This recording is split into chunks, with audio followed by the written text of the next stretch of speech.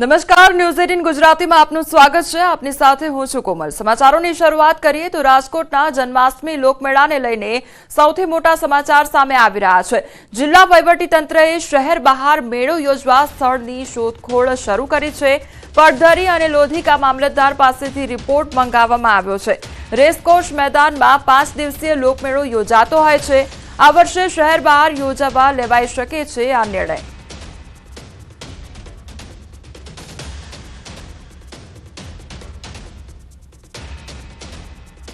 ખેડામાં ભૂમાફિયાઓએ તો હદ વટાવી દીધી છે। નદીનું વહેણ રોકી બનાવી દીધો છે ગેરકાયદેસર બ્રિજ।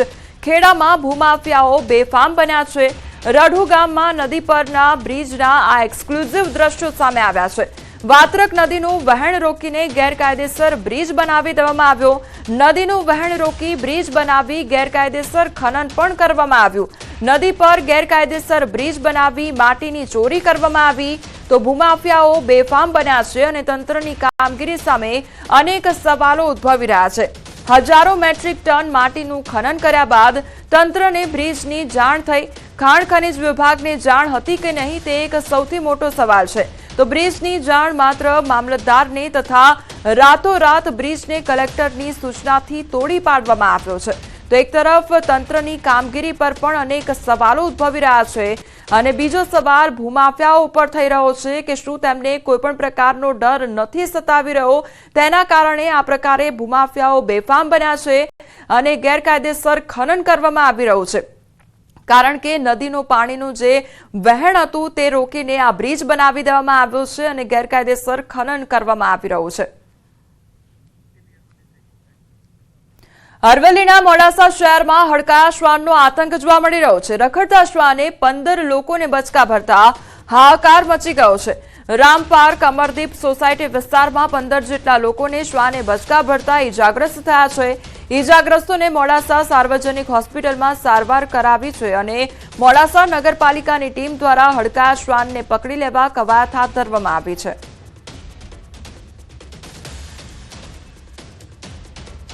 વડોદરામાં નબીરાઓને પોલીસનો કોઈપણ પ્રકારનો ડર ન રહ્યો હોય તે પ્રકારની પરિસ્થિતિ જોવા મળી છે। આકોટા પોલીસ મથકની હદમાં 3 નબીરા જાહેરમાં દારૂ પાર્ટી માણી રહ્યા હતા તો 3 ઇસમો બેખોફ થઈ જાહેરમાં કારમાં દારૂની મહેફિલ પણ માણી રહ્યા હતા। કારમાં ચાલી રહેલ દારૂ પાર્ટીમાં પોલીસે રંગમાં ભંગ પાડ્યો। પોલીસે આણંદ પાર્સિંગની કાર સહિત બિયર અને દારૂની બોટલ જપ્ત કરી।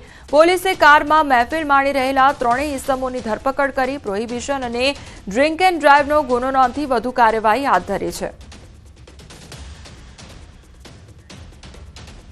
સુરતમાં અસામાજિક તત્વોનો આતંક યથાવત જોવા મળ્યો છે। વેડ રોડના ઓર્ચિડ ટાવરમાં તોડફોડ કરવામાં આવી। અજાણ્યા શખ્સોએ આતંક મચાવ્યો। 2 વ્હીલર લેવેચની દુકાન પાસે તોડફોડ કરી ટેમ્પો કારના કાચ પણ ફોડવામાં આવ્યા। તો તોડફોડ સહિતની ઘટના સીસીટીવી કેમેરામાં કેદ થઈ છે। તો ટેમ્પો તેમજ કારના જે કાચ હતા તે પણ તોડી પાડવામાં આવ્યા હતા। અસામાજિક તત્વોનો આતંક જે છે તે સીસીટીવી કેમેરામાં કેદ થયો છે। તો સુરતની આ ઘટના કે જ્યાં સામાજિક તત્વો દ્વારા આતંક મચાવવામાં આવ્યો છે। વેડ રોડના ઓર્ચિડ ટાવરમાં તોડફોડ કરવામાં આવી છે। તો ટેમ્પો તેમજ કારમાં તોડફોડ કરવામાં આવી અને કાચ પણ તોડી પાડવામાં આવ્યા છે। અમદાવાદમાં એક પરિણીત મહિલાનો વિડીયો સોશિયલ મીડિયામાં વાયરલ થઈ રહ્યો છે। પરિણીતાએ રિવરફ્રન્ટ પર બાળક સાથે વિડીયો બનાવ્યો છે। વિડીયોમાં પતિ અને સાસરિયાવાળા માનસિક ત્રાસ આપતા હોવાનો ગંભીર આક્ષેપ કરવામાં આવ્યો છે। સાથે જ પોલીસને રજૂઆત કરવા છતાં કોઈ કાર્યવાહી ન કરી હોવાનો આરોપ પણ કર્યો છે। પરિણીત યુવતીએ ન્યાયની માંગ કરી છે। વાયરલ વિડીયોને લઈ તપાસ હાથ ધરવામાં આવી છે।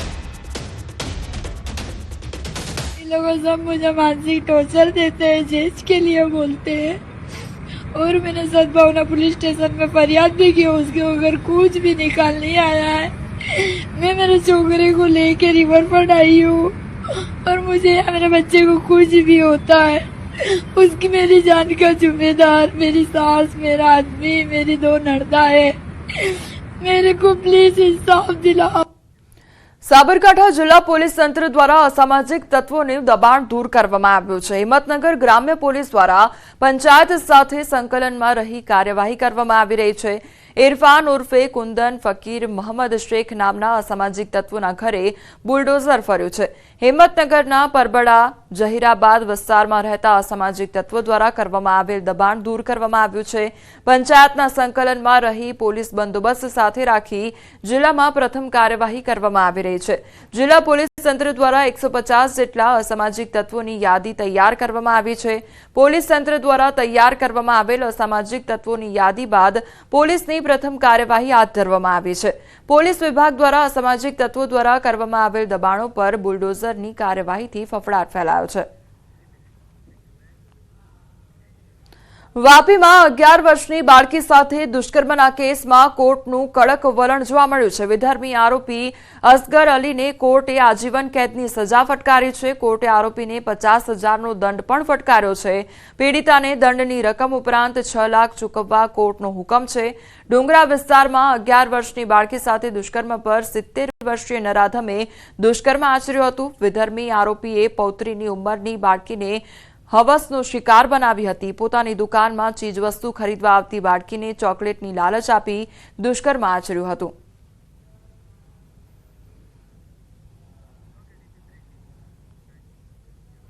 નવસારીના જલાલપોરના નજીક આવેલા ધમધમિયા પુલ પાસ થયો હતો અકસ્માત અને બાઇક ચાલક બેફામ રીતે રોંગ સાઈડ આવતા ટેમ્પો સાથે ભટકાયો હતો। અકસ્માતના સીસીટીવી ફૂટેજ સામે આવ્યા છે। અકસ્માતમાં બાઇક ચાલકને ગંભીર ઈજાઓ પહોંચતા સારવાર માટે હોસ્પિટલમાં ખસેડવામાં આવ્યો છે। તો બાઇક ચાલક તેમજ સામે આવતા ટેમ્પો વચ્ચે જોરદાર ટક્કર સર્જાઈ અને ત્યારબાદ અકસ્માત સર્જાયો હતો। તો રોંગ સાઈડ રાજુએ અકસ્માત સર્જ્યો અને આ જે ભૂલ હતી તે ભારે પડી ગઈ છે, કારણ કે બાઇક ચાલકને ગંભીર ઈજાઓ પહોંચી છે અને તેને સારવાર અર્થે ખસેડવામાં આવ્યો છે। તો જલાલપોર વિસ્તારની આ ઘટના કે જ્યાં જલાલપોરના નજીક આવેલા ધમધમિયા પુલ પાસે અકસ્માત સર્જાયો હતો અને બાઇક ચાલક બેફામ રીતે રોંગ સાઈડમાં આવતા ટેમ્પો સાથે ભટકાયો હતો અને અકસ્માત સર્જાયો હતો। અકસ્માતના સીસીટીવી ફૂટેજ પણ સામે આવ્યા છે। બાઇક ચાલક એક તરફ રોંગ સાઈડમાં આવ્યો અને ટેમ્પા સાથે ભટકાયો હતો અને અકસ્માત સર્જાયો છે। બીજી તરફ જે બાઇક ચાલક છે તેને ગંભીર ઈજાઓ પણ પહોંચી છે। તેને સારવાર અર્થે હોસ્પિટલ ખાતે ખસેડવામાં આવ્યો છે।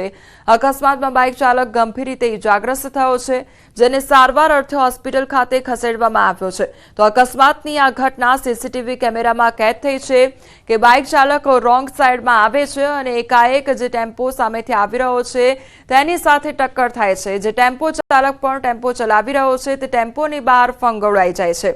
તો સંવાદદાતા ભાવિન અમારી સાથે જોડાઈ ગયા છે। ભાવિન, જલાલપોર નજીક ગંભીર અકસ્માત, કયા પ્રકારની પરિસ્થિતિ સર્જાઈ હતી? ચોક્કસથી કોમલ, જો સમગ્ર ઘટનાની વાત કરવામાં આવે તો નવસારી જિલ્લાના જલાલપોર નજીક આવેલો જે ધમધમિયા પુલ છે ત્યાં થયો હતો। શહેરી વિસ્તાર છે અને શહેરી વિસ્તારમાં આ રીતે બેફામ વાહન ચાલક જે છે બાઇક ચાલક એ રોંગ સાઈડેથી આવતા ટેમ્પા સાથે અથડાયો હતો અને ત્યારબાદ જે ગંખમાર અકસ્માત થયો હતો ને એમાં જે સમગ્ર ઘટનાના સીસીટીવી સામે આવ્યા છે, જેમાં બાઇક ચાલક જે છે એને ગંભીર ઈજાઓ પહોંચી છે ને સારવાર માટે ખસેડવામાં આવ્યો છે। પરંતુ કોમલ, અવારનવાર વિડીયો સામે આવતા રહે છે કે જે રીતના જે બાઇક ચાલકો છે બેફામ રીતના આવી રીતના બાઇકો હંકારે છે અને અકસ્માત થતા હોય છે, આમાં નિર્દોષ લોકોનો જીવ પણ ગુમાતો હોય છે। ત્યારે આવા તત્વો વિરુદ્ધ પોલીસે પણ કાર્યવાહી કરવી જેવી માંગ ઉઠી છે સમયની। કોમલ જી ભાવિન, સમગ્ર માહિતી બદલ આપનો આભાર। બનાસકાંઠાના ડીસામાં બ્લાસ્ટનો મામલો અને આરોપી પિતા પુત્રના 8 દિવસના રિમાન્ડ મંજૂર થયા છે। ડીસા કોર્ટે આરોપીઓને 8 દિવસના રિમાન્ડ પર મોકલ્યા છે। તો 11 એપ્રિલ સુધી આરોપીઓ રિમાન્ડ પર છે। પોલીસે 10 દિવસના રિમાન્ડની માંગણી કરી હતી। આરોપીઓને વધુ તપાસ માટે પોલીસ ઇન્દોર લઈ જશે। એમને એ તપાસ માટે એમને લઈ જવાના છે ઇન્દોર અને શિવાકાશી બંને, કારણ કે એમનું એવું કહેવું હતું કે જે માલ સામગ્રી છે એ ત્યાંથી લાવેલા હતા, એટલે ત્યાં તપાસ કરવા જવું જરૂર છે। એ મુદ્દો કોર્ટે ધ્યાનમાં લઈને એમને રિમાન્ડ આપેલ। હાલ ગ્લોબલ વોર્મિંગ અને ક્લાઇમેટ ચેન્જના કારણે ખેતીવાડીના વ્યવસાય પર માઠી અસર પડી છે। ત્યારે દાંતા તાલુકામાં પપૈયાની ખેતી પર વાતાવરણની અસર જોવા મળી રહી છે। ખેડૂતો મોંઘા ભાવના પપૈયાના ડોકા લાવીને વાવેતર કર્યું, ફળ લાગે ત્યાં સુધી તેની માવજત કરીને ઉછેર્યા અને હવે વાતાવરણ ખરાબ થતા હાલમાં પપૈયાના પાંદડામાં ખાખરનો રોગ જોવા મળી રહ્યો છે। પપૈયાના પત્તા કોહવાઈ રહ્યા છે અને ફળો પણ પાક્યા વગર પીળા પડી રહ્યા છે। લાગેલા પપૈયા પણ હવે ગળીને નીચે પડે તેવી સ્થિતિ જોવા મળી રહી છે। આવી પરિસ્થિતિમાં જો માવઠું થાય તો ભરચક પપૈયા લાગેલા છોડ નીચે જમીન પર આડા પડી જાય અને બોમાં આવેલો કોળિયો છીનવાઈ જાય તેવી ભીતિ ખેડૂતોમાં સેવાઈ રહી છે। મોટા મોટા પપૈયા થયેલા હોય અને પછી આ બધું થાય તો મારું નુકસાન જાય સાહેબ। આ બધું કરેલું કોઈ એળે જાય બધું એમ। હા, એટલે અમારા બધી મહેનત કરેલી શું કરવાની સાહેબ? આટલી તન મનથી મહેનત કરતા હોય અને પછી આવા માવઠા બીજા થાય તમારો આખો પાક બગડે સાહેબ। હાલ તબક્કે ફરી એકવાર જે રીતે વાવાઝોડા અને માવઠાની આગાહી કરવામાં આવી છે, આ આગાહીને લઈને છે જે બાગાયત ખેતી કરતા ખેડૂતોમાં ભારે ચિંતાનો વિષય બન્યો છે। આપણે ચોક્કસપણે બતાવીશ કે અંબાજી દાંતા પંથકમાં આ જે પપૈયાનું જે વાવેતર કરેલું છે, ફળફળાદી વાવવામાં આવે છે અને આ જે ખેડૂતો છે, ખેડૂતો નિંદામણ પણ કરી રહ્યા છે। પણ હાલ તબક્કે જે રીતે વરસાદની અને માવઠાની આગાહી કરવામાં આવી છે તેના કારણે એમના અંદર એક બીક પેસી ગઈ છે કે હાલ કરીએ જો ખાખરીનો રોગ જે હાલ જે વાતાવરણ પલટાયું છે તેના કારણે પણ કેટલાક જે પત્તાઓ છે એ પત્તાઓની અંદર ખાખરીનો રોગ જોવા મળી રહ્યો છે અને ખાખરીના રોગના કારણે જે છે એ આખું ઝાડ પડી જાય અને વાવાઝોડું આવે તો એમ કહી શકાય છે કે જે મોટા પપૈયા છે, આ મોટા પપૈયા જે લાગેલા જોવા મળી રહ્યા છે એ પપૈયાના ઝાડ પડી જાય, પરિણામે મોઢે આવેલો કોળિયો છીનવાય તેવી પરિસ્થિતિનું નિર્માણ થવા પામે તેવી પરિસ્થિતિ લાગે છે। અને હાલ તબક્કે જે રીતે વરસાદ અને માવઠાની જે આગાહી કરવામાં આવી છે એ આગાહીના કારણે ખેડૂતોમાં જે છે ભારે ચિંતાનો વિષય બનેલો છે। મહેન્દ્ર અગ્રવાલ, ન્યૂઝ 18 ગુજરાતી, દાંતા। રાજ્ય સરકાર દ્વારા માધવપુર ઘેડ મેળાનું ભવ્ય આયોજન કરવામાં આવ્યું છે। પોરબંદર જિલ્લાના માધવપુર ખાતે 6 થી 10 એપ્રિલ સુધી ભવ્ય મેળો યોજાશે, જે પહેલા રાજ્યના વિવિધ શહેરોમાં નૃત્ય મહોત્સવનું આયોજન કરવામાં આવ્યું છે। અમદાવાદના ટ્રાન્સટેડિયા ગ્રાઉન્ડ ખાતે ઘેડ મહોત્સવ યોજાયો અને જેમાં સીએમ ભૂપેન્દ્ર પટેલ, ગૃહ રાજ્યમંત્રી હર્ષ સંઘવી સહિતના મહાનુભાવો ઉપસ્થિત રહ્યા હતા। માધવપુર ઘેડ મેળામાં ભાગ લેવા આવેલા ઉત્તર પૂર્વના 600 અને ગુજરાતના 800 કલાકારો કલાનું પ્રદર્શન કરશે, તો 7 રાજ્યો સાથે ગુજરાતના વિવિધ 27 નૃત્ય રજૂ કરવામાં આવશે। માધવપુર ઘેડ મેળા થકી પૂર્વોત્તર અને પશ્ચિમ ભારતના સંબંધો મજબૂત કરવા અને સંસ્કૃતિને એક કરવાનો આ પ્રયાસ કરવામાં આવ્યો છે।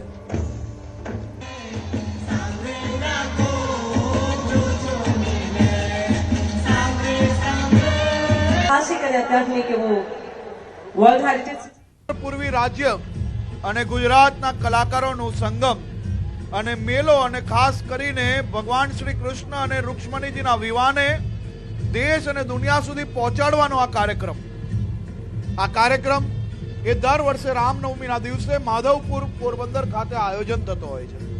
આ વર્ષે આ કાર્યક્રમને આગળ વધારતા સુરત, વડોદરા, અમદાવાદ, પોરબંદર અને સોમનાથ ખાતે આયોજન કરવામાં આવ્યું છે। દ્વારકાધીશ પર અનંત શ્રદ્ધા ધરાવતા રિલાયન્સ ઇન્ડસ્ટ્રીઝ લિમિટેડના ડાયરેક્ટર અનંત અંબાણીની પદયાત્રામાં બાબા બાગેશ્વર પણ જોડાયા। બાબા બાગેશ્વરે અનંત અંબાણી સાથે ચાલીને પદયાત્રા પૂર્ણ કરી। ખુલ્લા પગે અને જુસ્સા સાથે તેઓ પદયાત્રામાં જોડાયા। તેમણે કહ્યું કે મારા પ્રિય મિત્ર અનંત અંબાણી ભક્તિ, આસ્થા અને આધ્યાત્મિકતાની સાથે સનાતન સંસ્કૃતિની પદયાત્રા કરી રહ્યા છે। હું મારી દિલ્હીથી વ્રજ સુધીની નિર્ધારિત પદયાત્રા પહેલા દ્વારકા પદયાત્રામાં આવ્યો છું। દ્વારકાધીશના ભક્તોને ભગવાનનો બોલાવો આવ્યો છે એમ પણ તેમણે ઉમેર્યું અને અનંત અંબાણી જામનગરથી દ્વારકા સુધી પગપાળા યાત્રા પર છે। अनंत भाई अंबानी की जो पदयात्रा है उन पे आज जुड़े हैं बाबा बागेश्वर जी, उनसे बातचीत करने की कोशिश में रहेंगे। क्या बात थी आज कि आज इस पदयात्रा में आप जुड़े हैं, क्या खींच कर लाया? पदयात्रा का संकल्प पुराना है और पदयात्रा से जुड़ाव हमारा पुराना है। देश की छुआछूत मिटाने के लिए पदयात्रा की हमारे प्रिय मित्र श्री अनंत अंबानी जी भक्ति, आस्था, अध्यात्म, सनातन संस्कृति की पदयात्रा कर रहे हैं जामनगर से द्वारका तक की। तो हमारी जैसी बात हुई, हमें पता लगा तो ऊर्जा के साथ, भक्ति के साथ वो चल पड़े द्वारकाधीश भगवान में मत्था टेकने के लिए।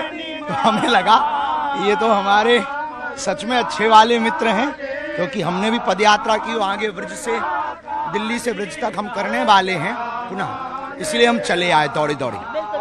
इस यात्रा के दौरान प्रभात फेरी से शुरुआत की, आप देख सकते हैं एनर्जी, एक फ्लो भी है और इस भक्ति शक्ति के साथ श्री कृष्ण जी के धाम द्वारिका वही जा सकते हैं जिनको द्वारकाधीश बुलाते हैं। जी, जिनको द्वारकाधीश भगवान बुलाते हैं, ये बुलावा है द्वारकाधीश का, ये बुलावा है राजा द्वारकाधीश का, ये बुलावा है एक भक्त के लिए भगवान का।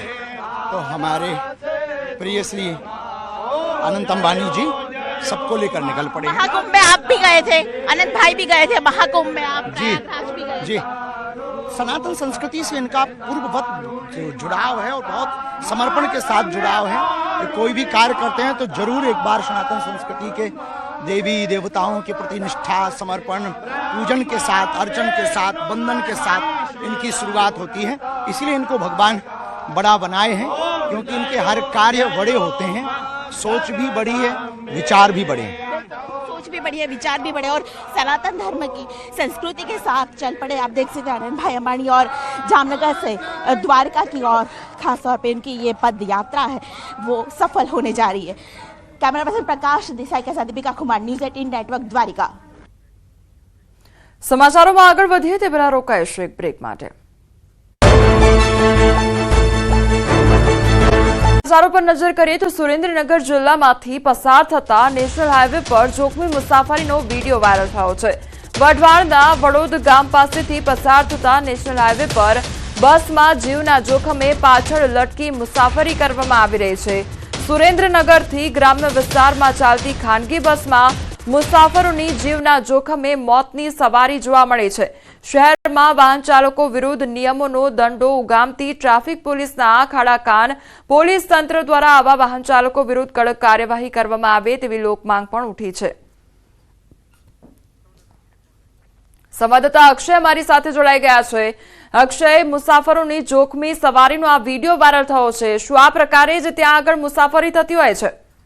જી, ચોક્કસથી વાત કરવામાં આવે તો સુરેન્દ્રનગર જિલ્લામાંથી પસાર થતા નેશનલ હાઈવે પરના દ્રશ્યો છે, જેમાં સુરેન્દ્રનગરથી જે ગ્રામ્ય વિસ્તારમાં ખાનગી ટ્રાવેલ્સ બસો ચાલી રહી છે તેમાં મુસાફરો છે જીવના જોખમે મુસાફરી કરી રહ્યા છે। અને આ દ્રશ્યમાં આપ જોઈ શકો છો કે જે આધેડ ઉંમરના જે વ્યક્તિ છે બસથી પાછળ અને લટકીને મુસાફરી કરી રહ્યા છે। એક તરફ જે ટ્રાફિક પોલીસ છે એ શહેરમાં ટ્રાફિકના નિયમો અને હેલ્મેટ વગેરેને લઈ અને વાહન ચાલકો પર તવાઈ બોલાવી રહ્યા છે, ત્યારે બીજી તરફ આવા જે બસ ચાલકો છે સરેઆમ જે ટ્રાફિકના નિયમો છે એનો ભંગ કરીને બેફામ દોડી રહ્યા છે, તથા ટ્રાફિક પોલીસ દ્વારા કોઈ પણ પ્રકારની કાર્યવાહી કરવામાં ન આવતા ક્યાંક ને ક્યાંક ટ્રાફિક પોલીસની કામગીરી સામે પણ અનેક પ્રકારના સવાલો ઉભા થયા છે। અને આવી જોખમી મુસાફરીના કારણે જો કોઈ દુર્ઘટના સર્જાય તો તેના માટે જવાબદાર કોણ તે પણ એક મોટો સવાલ છે। ત્યારે આવા વાહન ચાલકો વિરુદ્ધ કડકમાં કડક કાર્યવાહી કરવામાં આવે તેવી લોક માંગ છે। જી કોમલ।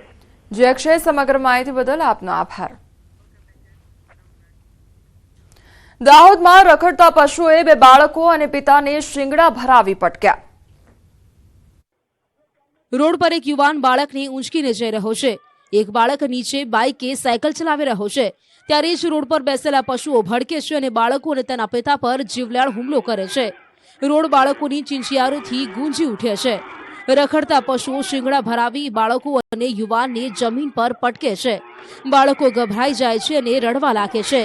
ચીસાચીસીથી આસપાસના લોકો દોડી આવે છે અને આખલાઓને છોડવા પ્રયાસ કરે છે। પહેલા પાણીનો મારો કરે છે, બાદમાં પાણીનો કેરવું ફેંકે છે, લાકડીઓ મારે છે, ત્યારે 3 વ્યક્તિના દુશ્મન બનેલા પશુઓ ભાગી જાય છે। બાળકો હેપતાઈને દોડી આવે છે। ખતરનાક અને જીવન મરણ વચ્ચેના દ્રશ્યો છે દાહોદના। શહેરના ગોધી રોડ વિસ્તારમાં રખડતા આખલાઓ એક યુવક અને 2 બાળકોને નિશાન બનાવ્યા। સેન્ટ મેરી સ્કૂલ નજીક એક યુવક અને તેના બાળકોના દુશ્મન બન્યા હતા આ પશુઓ। 2 થી 3 આખલાઓ એક સાથે હુમલો કર્યો હતો। જો સ્થાનિક લોકો મોડા પડ્યા હોત તો યુવક અને બાળકોને ગંભીર ઇજાઓ થઈ શકી હોત। શહેરમાં રખડતા ઢોરોનો ત્રાસ વધી રહ્યો છે। રહીશો પર હુમલાની ઘટનાઓ વધી રહી છે। શહેરીજનોએ નગરપાલિકાની અનેકવાર લેખિત અને મૌખિક ફરિયાદો કરી છે, પરંતુ નગરપાલિકા તંત્ર દ્વારા કોઈ નક્કર પગલાં લેવામાં નથી આવ્યા। સ્થાનિક રહીશોએ માંગ કરી છે કે કોઈ મોટી દુર્ઘટના બને તે પહેલા નગરપાલિકા રખડતા ઢોરોની સમસ્યાનું કાયમી નિરાકરણ લાવે। મહેસાણા જિલ્લાના હજારો ખેડૂતો સાથે છેતરપિંડી અને અપ્રમાણિત ખાતરનો જથ્થો પધરાવી દેવાયો। મહેસાણા જિલ્લામાં 2 વર્ષમાં ખાતરના 37 જેટલા નમૂના અપ્રમાણિત નીકળ્યા છે, જેના કારણે ખેડૂતોને નુકસાન વેઠવાનો વારો આવ્યો છે।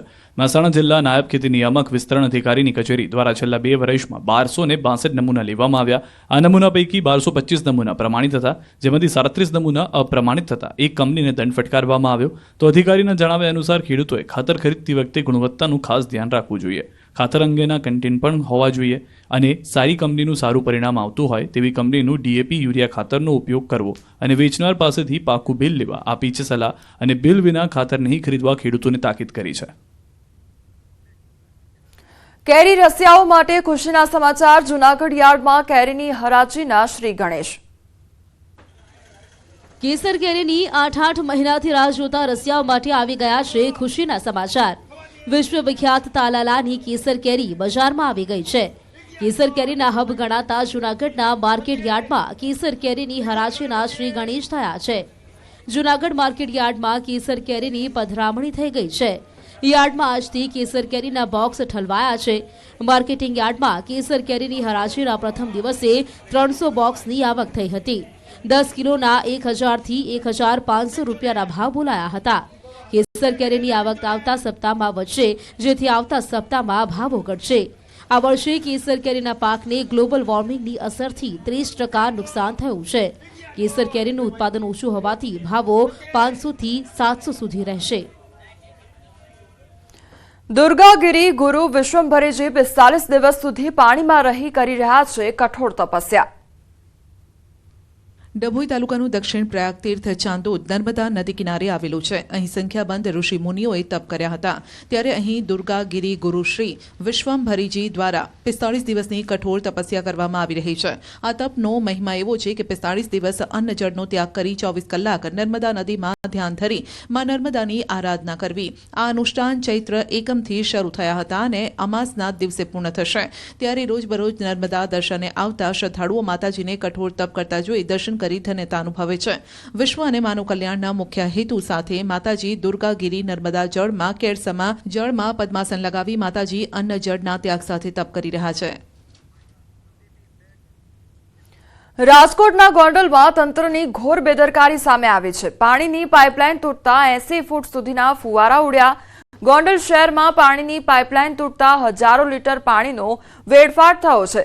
ભાદરના પીવાના પાણીની પાઇપલાઇન ગોંડલ શહેર પાસે આવેલ ગોલ્ડન સિટી નજીક તૂટી પડી હતી. પાણીની લાઇન તૂટતા 80 ફૂટથી ઊંચો ફુવારો ઉડ્યો હતો અને એક જ જગ્યાએ વારંવાર તૂટે છે આ પાણીની પાઇપલાઇન. 80 ફૂટથી ઊંચો ફુવારો ઉડ્યો હતો અને લોકોને ગરમીથી રાહત મળી, પણ એના બદલામાં હજારો લીટર પાણીનો વેડફાટ થયો હતો.